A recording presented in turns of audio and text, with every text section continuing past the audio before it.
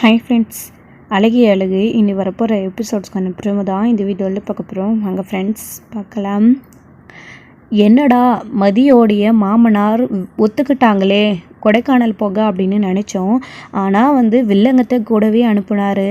ஏன் அப்படின்னா முதல்ல மதியை சுரேஷ், மலர், பாக்கியராஜ் அதுக்கப்புறம் பாப்பாவும் கூட போகிறதுனால சரின்னு சொன்னாங்க.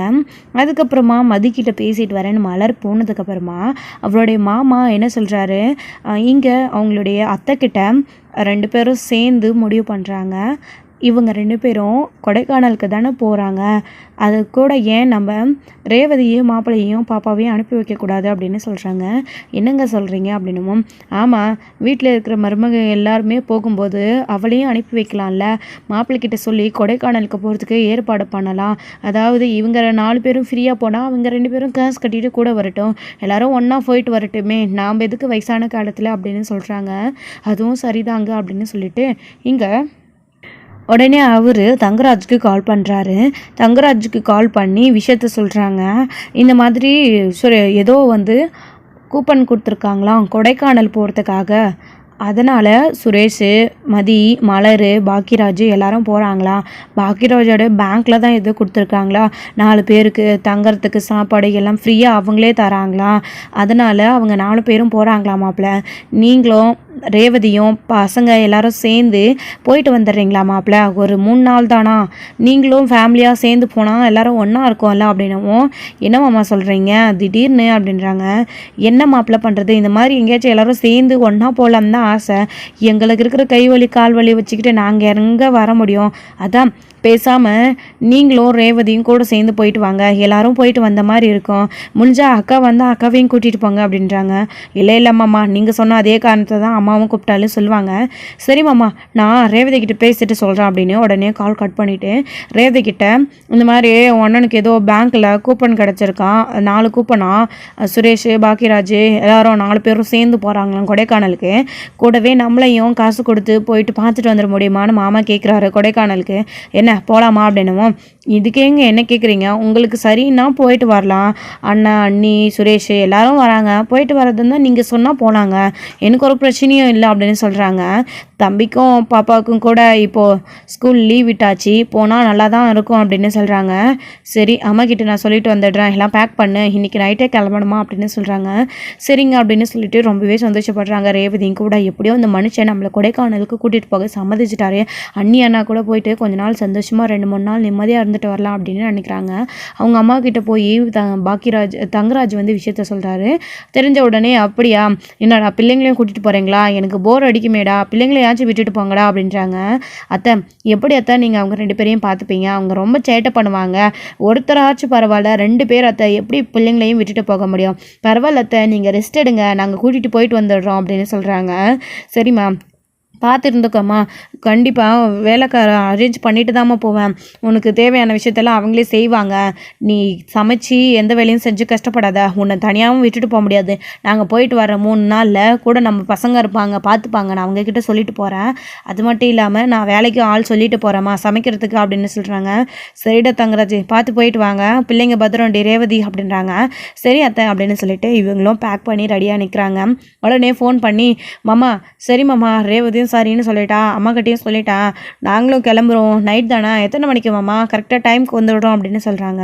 சரிங்க மாப்பிள்ள ஒரு 8 மணி போல் வந்துடுங்க அப்படின்னு சொல்கிறாங்க. மணி 6 ஆகிடுச்சு. சரி மாமா எல்லாம் எடுத்துகிட்டு வர டைம் ஆகிடுச்சு, சரியாக போயிடும் அப்படின்னு சொல்லிட்டு ஃபோனை கட் பண்ணிடுறாங்க.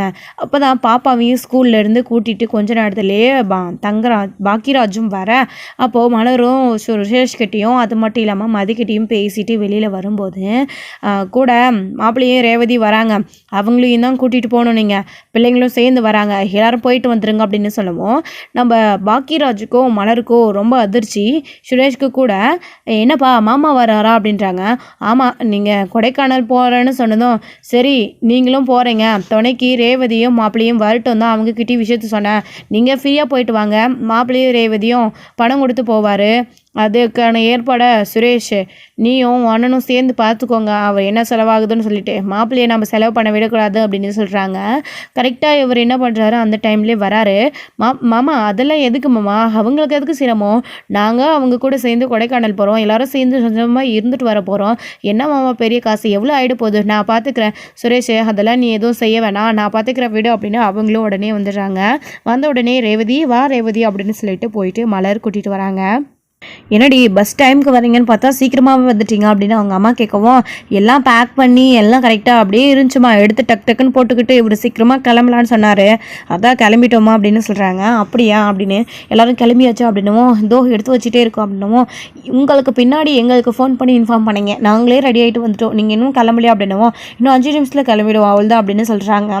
சரி மலரே நீ போய் எல்லாத்தையும் எடுத்துகிட்டு வா கிளம்பலாம் அப்படின்னு சொல்கிற உடனே சரிங்க அப்படின்னு ஸோ பாப்பாவுக்கு தேவையானது அவங்களுக்கு தேவையானது எல்லாம் எடுத்துகிட்டு வராங்க. ஆல்ரெடி சுரேஷ் மதியம் கூட பேக் பண்ணிட்டாங்க, அவங்களும் எடுத்துகிட்டு வந்து ரெடியாக நிற்கிறாங்க. நாங்கள் எல்லோரும் போயிட்டு வரோம் அப்படின்னு சொல்லிட்டு கிளம்பலான்னு சொல்லிட்டு கிளம்புறாங்க. தேவையான பொருள் காசு திங்ஸ் எல்லாத்தையும் எடுத்துக்கிறாங்க. பத்திரம்னு சொல்லிட்டு எல்லாருமே சேர்ந்து கார்லேயே வந்து கொடைக்கானல் வரலான்னு சொல்லிட்டு ஜீப்லேயே வந்து பார்த்திங்க அப்படின்னா எல்லாருமே சேர்ந்து கொடைக்கானல் வராங்க. வந்து இறங்கின உடனே கொடைக்கானலை பார்த்து எல்லாருமே ரொம்ப சந்தோஷப்படுறாங்க. எவ்வளோ கிளைமேட் எவ்வளோ ஜாலியாக குளிர்ச்சியாக இருக்குது அப்படின்னு சொல்லி ரொம்பவே சந்தோஷப்பட்டுருக்காங்க. அனி இங்கேயும் நம்ம ஊர் மாதிரி காலையில் 10 மணிக்கு மேலே வெயில் அடிக்குமா, எப்படி அணி இருக்கும் அப்படின்னு கேட்குறாங்க. எனக்கு என்ன தெரியும் ரேவதி, உன்னை மாதிரி தானே நானும் வந்திருக்கேன், வா பார்க்கலாம் அப்படின்னு சொல்லிட்டு இருக்காங்க. ஓ அப்படியா நீ சரின்னு சொல்லிட்டு எல்லா லக்கேஜ்லாம் எடுத்துகிட்டு ரூமுக்காக அவங்களோட ரூமுக்காக ஒவ்வொரு ரூம் ஒவ்வொரு கீ வாங்கிட்டு அவங்க ரெஸ்ட் எடுக்கணும்னு சொல்லிட்டு வராங்க. என்னங்க இது, என்னடா மாமா எந்த ஒரு வில்லங்கமே இல்லாமல் கொடைக்கானல் போகிற சம்மதிக்கிறாரே நினச்சேன். தோ கூடவே தங்கராஜனையும் அனுப்பி வச்சிருக்காரு, இவர் இருந்தால் இங்கே எப்படிங்க நம்ம நிம்மதியாக இருக்க முடியும் அப்படின்றாங்க. விடு மலரே பார்த்துக்கலாம், இங்கே வந்து அவர் என்ன பண்ண போகிறாரு, எதுவும் பண்ண போகிறதில்ல, என்னை பற்றி ஏதாச்சும் பேசுவார், வேறு என்ன பேசுவார் அவர், என்னையும் மதியையும் பற்றி பேசுறது தவிர வேறு என்ன இருக்க போகுது, உன்னை சுரேஷ் ரேவதி உங்களெல்லாம் பார்த்து என்ன சொல்ல போகிறாரு அவர், எதுவும் இல்லை விடுங்க நான் பார்த்துக்கிறேன் அப்படின்னு சொல்கிறாங்க. இருந்தாலும் மதியம் இங்கே சந்தோஷமாக இருக்கணும் தாங்க கூட்டிகிட்டு வந்திருக்கோம், மதிக்கும் அவருக்கு ஏற்கனவே ஆகாது, மதியை பார்த்தாலும் ஏதாச்சும் அவரும் சொல்லிக்கிட்டே இருப்பார்ல, ரொம்ப கஷ்டமாக இருக்கும்ல அப்படி மதிக்கும் அப்படின்னு சொல்லிட்டு மலர் பேசவும், எதுவும் நடக்காது மலரை விடு பார்த்துக்கலாம் அப்படின்னு கொஞ்ச நேரம் ரெஸ்ட் எடுத்துகிட்டு அதுக்கப்புறமா வந்துட்டு எல்லாருமே வந்து மதியம் போல் வந்து ரெஸ்டாரண்ட் போயிட்டு பயங்கரமாக சாப்பிட்டுட்டு ரொம்பவே சந்தோஷமாக இருக்காங்க. அடுத்து ஈவினிங் போல் அப்படியே வந்து மலர் வந்து எந்த ஒரு கஷ்டமும் இல்லாமல் ரிலாக்ஸாக வந்து அப்படியே ரிலீஃபாக இருக்காங்க. பாக்கியராஜ் கரெக்டாக வராரு. என்ன மலர் ஜாலியாக இருக்க போல இருக்குது அப்படின்னும், பின்ன என்னங்க வீட்டில் தான் என்ன கிச்சன்லேயே கட்டி போட்டுட்டீங்க, இப்படி வர்றது நான் இதுதான் முதல் டைம், எவ்வளோ சந்தோஷமாக எவ்வளோ ஹாப்பியாக இருக்குது தெரியுமா, எனக்கு இதை நினைக்கும் போது ரொம்ப சந்தோஷமாக இருக்குங்க. கிச்சன் வேலையிருந்து ஒரு 3 நாள் நான் சந்தோஷமாக இங்கே நிம்மதியாக இருக்க போகிறோம் அப்படின்னு சொல்லவும், இப்போது பாக்கியராஜும் இதெல்லாத்தையும் நினச்சி பார்த்துட்ருக்காரு. உண்மைதான் இல்லை, அவளையும் கிச்சன்லேயே அடைச்சி வச்சு அடிமை மாதிரி வேலை வாங்கிட்டு இருந்தாங்க அம்மா, இப்போ தான் கொஞ்சமாச்சு வெளியில் வந்தால் மலரும் கொஞ்சம் சந்தோஷமாக இருக்கா, இப்படி இவளை பார்க்க எவ்வளோ நல்லா இருக்குது, ஆசைப்பட்டு லவ் பண்ணி கல்யாணம் பண்ணிக்கிட்டு வந்துட்டோம், ஆனால் அவள் ஆசைப்பட்டது எதையுமே நம்மளால் செய்ய முடியலையே, இப்படி நம்ம ஒவ்வொரு நாளும் குற்ற உணர்ச்சியில் இருந்தோம், இன்றைக்கி தான் அதுக்கு ஒரு முடிவு கிடைச்ச மாதிரி இருக்குது அப்படின்னு இதை நினச்சி நம்ம பாக்கியராஜும் வந்து கொஞ்சம் வந்து சந்தோஷப்படுறாங்க. இன்னொரு சைடு தங்கராஜ் ரேவதி இவங்கெல்லாம் ஒரு சைடு சுற்றி பார்த்துட்ருக்காங்க. அதே மாதிரி தான் கொஞ்சம் ரிலாக்ஸாக மதிக்கும் வந்து இந்த அமைதியான இடம் பிடிச்சிருக்கு, அவங்களும் ஒரு பக்கம் வந்து ஒரு சைடு போயிட்டுருக்காரு. இங்கே வந்து என்ன நம்ம தங்கராஜ் விடுவாரா சுரேஷா அவரையும் கூட்டிகிட்டு சுற்றிட்டு இருக்காரு, ரேவதியும் மதியம் தான் சுற்றிட்டு இருக்காங்க. ஆமாம் அவங்க எங்கே அப்படின்னுவோம், அண்ணி அந்த பக்கமாக கொஞ்சம் ரெஸ்ட் எடுக்கிறாங்க, சரி ஃப்ரீயாக இருக்கட்டும் நான் வச்சுட்டு வந்துட்டேன் அப்படின்றாங்க. உனக்கும் தனியாக பொண்ணு ஆசையாக இருக்குது அப்படின்னுவோம், இல்லை பரவாயில்ல இருக்கட்டும் அப்படின்னா அவங்க 2 பேரும் ஒரு பக்கம் போயிட்டு ஃபோட்டோலாம் எடுத்துகிட்டு ஜாலியாக இருக்காங்க. இவங்க 2 பேரும் இங்கே உட்காந்து பேசிகிட்டு இருக்காங்க. இப்போ தான் சந்தோஷமாக இருக்குன்னு சொல்லி மலர் வாய மூடலை, அதுக்குள்ளே அவங்க அத்தை கால் பண்ணுறாங்க. உடனே அதாவது பாக்கியராஜோட முகமும் மலரோடைய முகமும் மாறி போயிடுது. இங்கே வந்தோம் பார்த்தீங்களா அத்தை என்ன நிம்மதியாகவே இருக்க விட மாட்டாங்க அப்படின்னுவோம். ஹலோ சொல்லுங்கள் அத்தை அப்படின்னு பயந்துட்டே ஃபோன் பண்ணோமா. ஆமாம் அந்த கோதுமை மாவு எங்கே வச்சுருக்க, அரிசி மாவு எங்கே வச்சுருக்க, சப்பாத்தி சுடணும் அதான் கேட்டேன், ஆமாம் காய்கறியெல்லாம் எங்கே வச்சுருக்கான்னு, ஒவ்வொருத்துக்கும் மிளகாத்தூள் காலி ஆகிடுச்சு டிஃபனில் வாரி வைக்க மாட்டியா, அது எங்கே இருக்குது, அரைச்சிட்டு வந்தியா அரைக்கலையா அப்படின்னு 9 கேள்வி கேட்குறாங்க. அப்போ தான் மலரே இங்கே எங்கிட்ட ஃபோனை கூட நான் சொல்கிறேன் அப்படின்னுவோம். ஹலோ கேட்குதா இல்லையாடி அப்படின்னுமோ, ஹலோமா மா அப்படின்றாங்க. பாக்கியராஜ் வந்து கேட்குதாடா பாக்கியராஜ், மலர்கிட்ட கூடுறா, எங்கடா இருக்குது கோதுமாவா அப்படின்னுமோ, ஹலோம்மா இங்கே சரியாக சிக்னல் கிடைக்கலம்மா, எங்கே இருக்குன்னு நீங்களே தேடி பார்த்துக்கோங்க, ஹலோ ஹலோ சரிம்மா நான் வைக்கிறேன் அப்படின்னு சொல்லிட்டு ஃபோனை கட் பண்ணிடுறாரு. இந்த ஃபோனை முதல்ல நாம் இங்கேருந்து போகிற வரைக்கும் ஆஃப் பண்ணி வைக்கணும். மலர் நீ இங்கே வந்தோம் இப்படி கிச்சனை நினச்சி அத்தையை அம்மாவை நினச்சி கவலைப்பட்டுட்டு இருக்க வேணாம், சந்தோஷமாக இருப்போம் அப்படின்னு சொல்லிட்டு ஃபோனை ஆஃப் பண்ணி அவரே வந்து எடுத்துகிட்டு போயிடுறாரு. ரொம்பவே சந்தோஷமாக மலர் வந்துட்டு அங்கே உட்காந்துட்டு இருக்காங்க. ஸோ அவங்களுக்குள்ள ஒரு இமேஜினேஷன் அப்படியே வந்து ரொம்ப சந்தோஷமாக ஒரு பாட்டெல்லாம் வந்து இமேஜினேஷன் பண்ணிக்கிட்டு அவங்க ரொம்பவே சந்தோஷமாக இருக்காங்க. சிறகுகள் விரிச்சி பறந்திட ஆசை அப்படின்ற மாதிரிலாம் மலர் ரொம்பவே சந்தோஷமாக இருக்காங்க. இன்னொரு சைடு வந்து எல்லாருமே நைட் வந்து கொடைக்கானலில் வந்து நெருப்பு போட்டு கும்பலாக உட்காந்து ஆட்டம் பாட்டம் கொண்டாட்டம்னு இருக்காங்க. அப்போ வந்து பாட்டு பாட சொல்லி ஒருத்தருக்கு ஒருத்தர் சொல்லிட்டு பாட்டெல்லாம் வந்து ரேவதியும் மலரும் பாடுறாங்க. மதி இருந்துக்கிட்டு ரொம்ப சூப்பராக பாடினீங்க அப்படின்னு கைத்தட்டி அவங்க என்கரேஜ் பண்ணுறாங்க. மலர் சூப்பராக பாடின அப்படின்னு பாக்கியராஜ். அப்புறம் நைட் வந்து எல்லாருமே நைட்டுமே வந்து நல்லபடியாக சாப்பிட்டுட்டு அங்கே வந்து நைட்டு வந்து ரெஸ்ட் எடுக்கிறாங்க. இன்னொரு சைடு வந்துட்டு எல்லாரும் ரூமுக்கு போனதுக்கப்புறமும் சுரேஷ் மதியம் மட்டும் வெளியிலே இருக்காங்க. கொஞ்ச நேரம் ரெஸ்ட் எடுக்கணும்னு சொல்லிட்டு, அதாவது அந்த பாட்டு பாடிட்டு இருந்த இடத்துலேயே இருக்காங்க. கொஞ்ச நேரம் என்னை கழிச்சு நீங்கள் ரூம் வரலையா அப்படின்னும், இன்னும் கொஞ்ச நேரம் இருந்துட்டு வரேன் அப்படின்னு சொன்ன உடனே சரி பாப்பாவுக்கு தூக்கம் வந்துருச்சு அப்படின்ற மாதிரி நான் கூட்டிகிட்டு போகிறேன்னு சொல்லிட்டு அவங்க பிள்ளைங்களை கூட்டிகிட்டு 2 ஃபேமிலியும் போயிட்டாங்க. இங்கே சுரேஷ் மட்டும்தான் இருக்காங்க. மலர் இங்கே மதி இங்கே இருக்கான்றதுனால பாக்கியராஜ் இருந்துக்கிட்டு நீ மதி இங்கே இருந்து கூட்டிகிட்டு ரூமுக்கு வா சுரேஷே அப்படின்னு சொல்லிட்டு அங்கேயே விட்டுட்டு போயிட்டாரு. இவ கூடியா இந்த திமிரு குடிச்சவ கூட நாம் இருந்தால் எப்படி அப்படின்னு அட்ஜஸ்ட் பண்ணிவிட்டு அவர் அங்கேயே உட்காந்துட்ருக்காரு. ஏன்னா கூட அங்கே பக்கத்தில் வந்து 4-5 பசங்களும் இருக்காங்க. அதனால தான் வந்து அவங்கள பார்க்கவே பயமாக இருக்குன்னு சொல்லிட்டு புது இடம் தனியாக விடக்கூடாது மதியம் அப்படின்றதுக்காக சுரேஷ் இங்கே இருக்க சொல்லி விட்டுட்டு போனாங்க. அவங்க ஒருத்தருக்கு ஒருத்தர் முகத்தை பார்த்துட்டு சுரேஷ்க்கு அப்போ கூட கோவமாக இருக்குது. என்ன பண்ணுறாரு, பக்கத்தில் வந்து எந்திரிச்சு போய் நின்றுக்கிட்டு அவர் வந்து வேற ஒரு உலகத்தை ரசிச்சுட்டு இருக்காரு.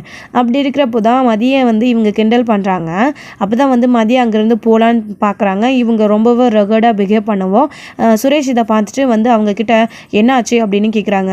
தேவையில்லாமல் வம்பு பண்ணுறாங்க அப்படின்னு உடனே ஹலோ பிரதர் உங்களுக்கு என்ன வேணும், உங்கள் வேலையை பார்த்துட்டு போங்க, நடுமதி நம்ம போகலாம் ரூமுக்கு, இதுக்கு தான் அப்போவே அவங்க கூடவே நாமளும் போகலான்னு சொன்னேன் கேட்டியா அப்படின்னு.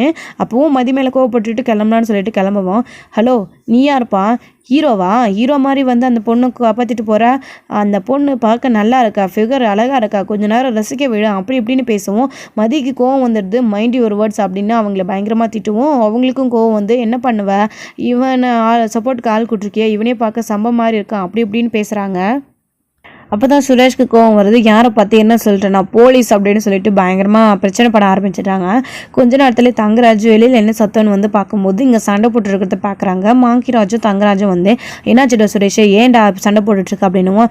தேவையில்லாமல் மதிக்கிட்ட பிரச்சனை பண்ணுறாங்கண்ணா அதான் அப்படின்னு சொல்லவும், எப்போ அவங்களுக்கு என்னப்பா வேணும், எதுக்குப்பா ஒரு பொம்பளைக்கிட்ட தேவையில்லாமல் பிரச்சனை பண்ணுறீங்க போங்க அப்படின்னு சொல்லிட்டு பாக்கியராஜ் வந்து அங்கேருந்து அவங்கள அனுப்பி விட்டுறாங்க. அவங்களும் அடி வாங்கினாங்க. அதுவும் போலீஸ்ன்றதுனால அமைதியாக பயந்துக்கிட்டு போயிடுறாங்க. அதுக்கப்புறம் தான் என்ன சுரேஷ் இது வா ரூமுக்கு போகலாம் அப்படின்னு, மதி உனக்கு எதுவும் ஆகலைல்லப்பா அப்படின்னு சொல்கிறாங்க. எனக்கு எதுவும் ஆகலை அப்படின்னு உடனே சரி வாப்பா ரூமுக்கு போகலாம். சரிப்பா நீ தனியாக இருக்கணும்னு சொல்லிட்டு சொன்னேன் தான் சுரேஷை உன்னை விட்டுட்டு போனா, நீ இப்படி ஆகும்னு நினைக்கலப்பா, இல்லைன்னா நாங்களும் உன் கூட இருந்திருப்போம், சரி வாப்பா ரூமுக்கு போகலாம் அப்படின்னு சொல்லிட்டு ஒன்றும் இல்லை அப்படின்னு சொல்லிட்டு ரூமுக்குள்ளே வந்து கூட்டிகிட்டு போயிடுறாங்க. ரூமுக்குள்ளே மதி போனதுக்கப்புறமா சுரேஷ் வந்து வெளியிலே இருக்காரு. பார்த்து கதவை சாத்திக்கோ நான் மலரை அனுப்பி வைக்கிறேன் அப்படின்னு சொல்கிறாங்க. உடனே பாக்கியராஜ் ரூமுக்கு போயிட்டு மதி தனியாக இருப்பா நீ அவகிட்ட போ அப்படின்னு சொல்கிறாங்க. ஏங்க என்னாச்சு அப்படின்னும், வெளியே ஒரு சின்ன பிரச்சனை அப்படின்னு உடனே என்னங்க அப்படின்னு மலர் கேட்குறாங்க. நடந்த பிரச்சனையை சொன்னதும் ரொம்ப கொஞ்சம் அதிர்ச்சி ஆகிடுறாங்க. சுரேஷ் தங்கராஜ் கூட போயிட்டுருக்கான் மச்சான் கூட, நீ போ ஒரு மதிக்கிட்ட அப்படின்னுவோம். இங்கே வந்தும் கூட அவங்க 2 பேரும் கூட்டு சரத்தை விட மாட்டாங்களா, சரி நான் போகிற மதிக்கிட்ட, மதி ரொம்ப பயந்துருப்பா அப்படின்னு சொல்லிட்டு மலர் போயிட்டு மதிக்கிட்ட நடந்த விஷயத்தை பற்றி பேசுகிறாங்க. உனக்கு எதுவும் இல்லைல்ல அப்படின்னு, எனக்கு ஒன்றும் இல்லைக்கா நான் ஓகே தான், அவங்க தான் தேவையில்லாமல் பிரச்சனை பண்ணாங்க, நானும் பதிலுக்கு பேசினேன், இவர் வந்தார் கோவப்பட்டு அடிச்சுட்டாரு, வேற ஒன்றும் இல்லாமல் உனக்கு ஒன்றுனா பின்ன சுரேஷ் அமைதியாக இருந்துருவானா, பார்த்துட்டு அமைதியாக இருக்கிறவன் கிடையாது, கோவப்படுவான் தான், அவன் கொஞ்சம் மரட்டு பையன்தான், ஆனால் யாருக்கு எதானாலும் இப்படி தான் துடிப்பான், எனக்கு ஏதாச்சும் பிரச்சனைனா கூட இப்படி தான் பண்ணுவான், அவன் நம்மளை காப்பாற்றணுன்ற எண்ணத்தில் தான் அப்படி அவன் கோவப்பட்டு சண்டை போட்டிருக்கான், நீ இதெல்லாம் பெருசாக எடுத்து அவனை தப்பாக நினச்சிக்காத அப்படின்னு சொல்லிட்டு மலர் எடுத்து சொல்லி புரிய வைக்கிறாங்க. மதியமே இந்த சுச்சுவேஷனை யோசிச்சு பார்க்குறாங்க. அப்படி யோசிச்சு பார்க்கும்போது சுரேஷ் அங்கே மதிக்காக சண்டை போட்டது மதியுமே ஒரு விதத்தில் நல்லது, நமக்காக சண்டை போட்டிருக்காரு அப்படின்னு தான் ஒரு நல்ல மைண்ட் செட்டில் தான் அந்த ஒரு மூமெண்ட்டை வந்து அவங்க எடுத்துக்கிறாங்க. கொஞ்ச நேரம் கழித்து ரேவதியும் இந்த விஷயம் கேள்விப்பட்டு இப்போ தான் அவர் வந்து விஷயத்த சொன்னார் அப்படின்னு சொல்லிட்டு என்ன ஓகே தானே அப்படின்னு சுரேஷும் அப்போ தான் வராரு. வந்த உடனே ஏண்டா சுரேஷ் பார்த்து மதி கூடவே இருந்துக்கலாம்ல, எங்கடா போனோம் அப்படின்னுமோ, அக்கா நான் எங்கேயும் போகல, அங்கே தான் பக்கத்தில் நின்றுட்டு இருந்தேன், அதுக்குள்ளேயே இப்படி ஒரு பிரச்சனை, யார் பிரச்சனை பண்ணானே தெரியல அப்படின்னுவோம்.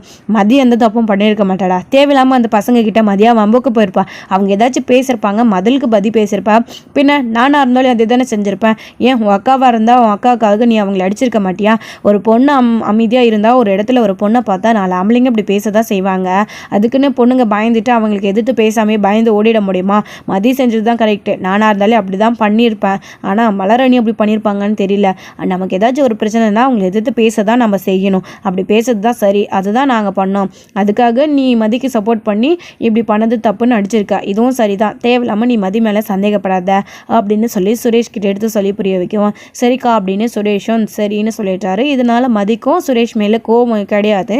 இதோட இந்த எபிசோட் வந்து முடிச்சிருக்காங்க. ஸோ அடுத்தடுத்த எபிசோடில் என்ன நடக்குது, கொடைக்கானல் முடிஞ்சு போகிறதுக்குள்ள நல்ல ஒரு அண்டர்ஸ்டாண்டிங் சுரேஷ்க்கும் மதிக்கும் வருமா, என்ன நடக்க போகும்போது அவங்க 2 பேரும் ஒன்றா போனால் நல்லாயிருக்கும் அப்படின்னு யாரெல்லாம் நினைக்கிறீங்களோ அவங்க இந்த வீடியோக்கு ஒரு லைக் பண்ணுங்கள், ஷேர் பண்ணுங்கள், கமெண்ட் பண்ணுங்கள், மறக்காமல் பெல் ஐக்கனை கிளிக் பண்ணி வச்சுக்கோங்க.